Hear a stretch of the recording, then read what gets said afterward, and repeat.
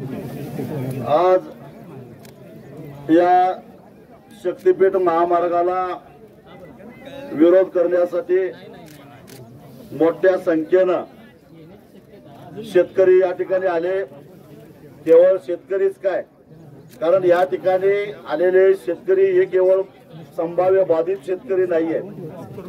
महापुरामुळे ज्यांची घरदारं बुडणार आहेत आणि ज्यांची एक गुंठा सुद्धा जमीन नाही पण घरदारं बुडणार आहेत, अशी सर्वसामान्य माणसं सुद्धा या आंदोलनामध्ये आलेले आहेत। मी आभार मानतो आमचे मित्र आदरणीय प्रकाश आंबेडकर यांचं, कारण त्यांनी आपल्या कार्यकर्त्यांना पाठवून या आंदोलनाला पाठिंबा दिलेला आहे। त्यामुळे हे आंदोलन केवळ एका पक्षाचं नाही आहे, एका संघटनेचं नाही आहे, हे आंदोलन सर्वसामान्य जनतेचं आहे। मुख्यमंत्री किती वेळा म्हणत की हे आंदोलन म्हणजे राजकीय आहे।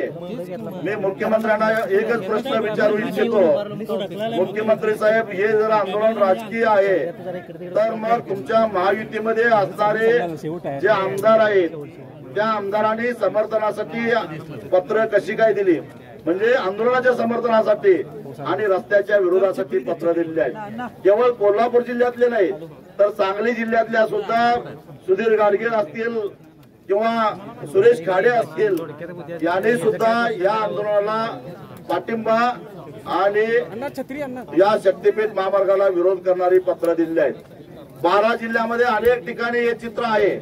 याचं कारण या सगळ्यांना पटलेलं आहे, जर आता आपण जनतेबरोबर राहिलो नाही तर आपलं काही खैर नाही। माझा कोल्हापूर जिल्ह्यातल्या नेत्यांना सुद्धा इशारा आहे, काही बारीक आवाजात बोला लागल्यात व्हायला पाहिजे, विकासाला विरोध करताय काय।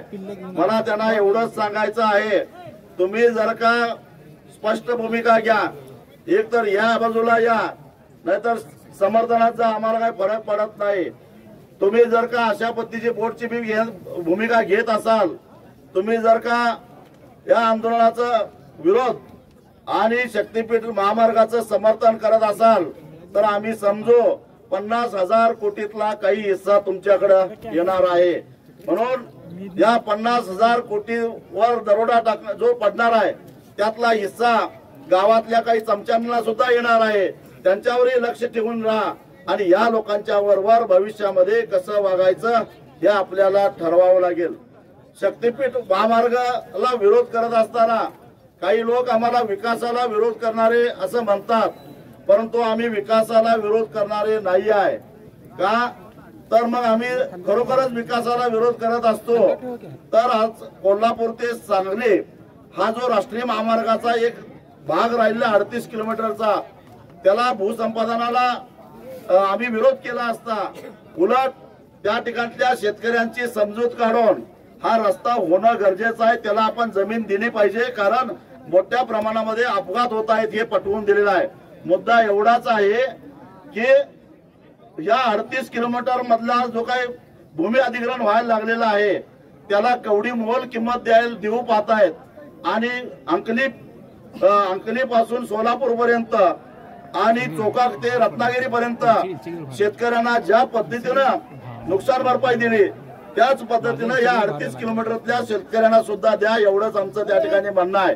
आमचा विकासाला प्रत्येक गोष्टीला विरोध असता तर तोही रस्ता होऊन दिला नसता।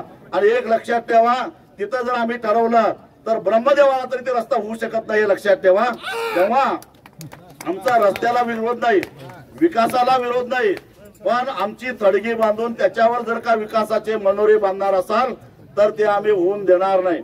मी तुम्हाला सांगतो, एकूण या शक्तीपीठ महामार्गामुळे कर्नाळ ते बुदरगड हा जो जवळजवळ 85 किलोमीटर हे जे अंतर आहे, या काळामध्ये या ठिकाणी येरळा नदी, कृष्णा नदी, वारणा नदी, पंचगंगा नदी, दूधगंगा नदी, वेदगंगा नदी एवढ्या नद्यावर आणि त्याच्या छोट्या मोठ्या ओढ्यावर पूल बांधले जाणार आहेत। पूल बांधत असताना फक्त पात्रापुरतं कमानीचा पूल बांधला जातो आणि पात्राबाहेर मात्र भराव टाकला जातो। हा भराव हा आपल्या पुराला कारणीभूत ठरतो हे आता स्पष्ट झालेलं आहे। अगदी वर्ल्ड बँकेने सुद्धा कबूल केलेला आहे। ज्या ठिकाणी आपण इथं उभा राहिलो आहे हा पूल होण्यापूर्वी हा 1995 साली पूल पूर्ण झाला। त्यापूर्वी पलीकडचा छोटा पूल होता, त्यावेळी तो पूल असताना अगदी इंग्रजांच्या काळामध्ये सुद्धा मोठमोठे पूल आले, पण कलेक्टर ऑफिस मध्ये कधी पाणी शिरलं नाही। पण या ठिकाणी माणगाव ते पट्टणकोडोली हा पूल झाला आणि त्याला जर भराव पडला तर मी कोल्हापुरातल्या शहरातल्या लोकांना सुद्धा सांगतो, बिंदू चौकात पाणी आल्याशिवाय राहणार नाही। इतकं जे मोठी हे आहे। त्याचबरोबर या शक्तीपीठ महामार्गाचा एक उपशाखा ही कनेरी मठापासून ही दक्षिणेकडे वाशी त्याच्यानंतर बालिंगा असं फिरत परत ती केरलीकडे जाणार आहे। आणि त्यामुळे भोगावती कासारी नदीवर पूल बांधून त्या ठिकाणी सुद्धा प्रचंड भराव पडणार आहे। म्हणजे पश्चिमेकडच्या लोकांची सुद्धा अवस्था काय होईल हे बघा। तिथं दूधगंगा नदीवर एक मोठा पूल होणार आहे, त्यामुळे अगदी डोंगर पायथ्यापर्यंत या पुराचा धोका हा वाढलेला आहे। आणि त्यामुळे केवळ शेतकरीच नव्हे, गरीब माणूस प्रामुख्यानं गावाबाहेर राहतो, धाब्याचं घर साधं घर बांधून छपराचं घर बांधून राहतो, कारण त्याचं बजेट तेवढंच असतं। आणि त्यावेळी तिथं जर 10 फूट पाणी आलं तर घरातली भांडी कुंडी घेऊन त्याला 10, 15, 20 दिवस घर सोडावं लागतं। वर्षाला हे त्याच्या वाट्याला येणार आहे। त्यामुळं गोरगरिबांच्या मुळावर सुद्धा हा महापूर येणार आहे। आणि महापूर कशामुळं तर शक्तीपीठ महामार्गामुळं। माझं हे म्हणणं जर खोटं वाटत असेल तर सरकारनं माझं आव्हान स्वीकारावं।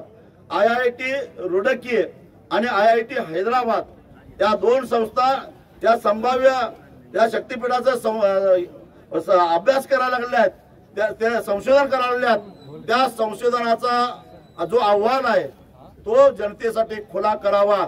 दूध का दूध आणि पाणी का पाणी झाल्याशिवाय राहणार नाही। आणि त्यामुळं केवळ विकासाला आमचा विरोध नाही, तुम्हाला खरोखरच अजून प्रशस्त रस्ते करायचे आहेत।